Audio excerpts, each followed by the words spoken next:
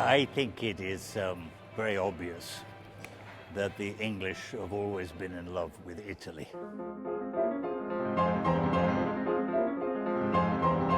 You have amazing culture, nearly 2,500 years of it. You have extraordinary cooking, and you also, and we live in a drafty, cold, wet northwest corner, way up beyond the Alps. You also have an extraordinary, maybe before global warming anyway, and a very exciting climate. So all these make it very, very attractive. But I think, my prime reason, I suppose, is I'm trained as a painter, and I'm quite convinced that Western art started here in terms of Italian culture. So I would say, and there's evidence here in this essay about Italian imagery, it's really AD 70 up till last year, a full compendium. And we played little tricks and jokes here by saying that in the beginning was the image, and that image is very largely probably Italian.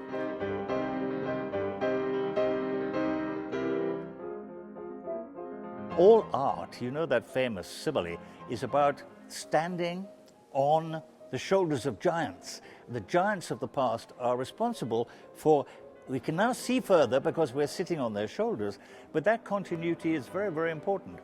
Contemporary art is obviously very, very important, and I'm deeply, deeply fascinated.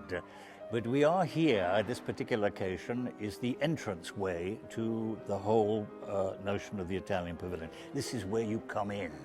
So it is like an introduction to where we have been. We now have Jeff Koons, and you couldn't have Jeff Koons without Andy Warhol, and you can't have Andy Warhol without Marcel Duchamp, and you can't have Marcel Duchamp without Picasso, and you can't have Picasso without the Impressionists, and you can't have the Impressionists without the 19th century salon painters, and you can't have them without Delacroix and Géricault. And these people are influenced by 18th century Italian painting, and before that is the Italian Renaissance. There's a direct line between Leonardo da Vinci and Jeff Koons, and we have to understand that continuity. Do you remember the whole Earth catalogues? An ability to put all the images of the world, or on this particular occasion, all the images which are relative to indeed 2,000 years of Italian painting, and put them all in one place. But I had to make a film that was very short, because it's only about 3 minutes long, and one could make a film about Italian painting which was 300 hours long, and there's so much stuff. But we had to somehow make a mini encyclopedia, and I'm very excited, not just using music as a decoration or as a sort of emotional entitlement, but actually as a structural purpose. All the music is Venetian. Predominantly Vivaldi, but there's Monteverdi in there, etc., etc. So a lot of the music indeed does come from this city, which makes it pertinent to the exhibition here. We have ongoing here in Italy, and also maybe in general Europe, I'm very fascinated about the dialogue that cinema should have with painting. Painting should talk to cinema, cinema should talk to painting. And you might know we've done these extraordinary digital performances on paintings indeed like Leonardo da Vinci's Last Supper, like Veronese's The Marriage of Cana, where we are constantly having a dialogue about what painting can offer cinema and what cinema can offer painting, which is very much related to the new technologies, the new digital revolution. And you can see how we're using computers here. Those languages are very, very important. And I want to be able to keep that dialogue going. But look, the world is not just about Jackson Pollock. It's also about Raphael. It's also about Michelangelo. Art does not exist existentially on its own. It's part of a general performance, which has been going on in Europe for 8,000 years. And I'm very keen all the time to continue explain that. Leonardo da Vinci is important for the laptop generation. It's not just Jackson Pollock. There's a continuum here.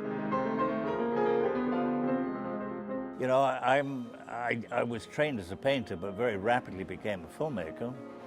And the extraordinary age of, neo-realism, I suppose, and the great Italian cinema that starts, I suppose, with La Dolce Vita and probably ends with The Last Emperor. What is that? 20 years of extraordinary cinema is all gone, it's all disappeared, doesn't seem to exist anymore, which is a great tragedy. What have you done with it? What did you do to throw it away? Amazing period. But you know, I'm of that age, that's my generation, so it's not a historical phenomenon, I lived through it. But always before that, you know, I'm very fascinated by what I could describe as visual literacy, because I believe most people are visually illiterate.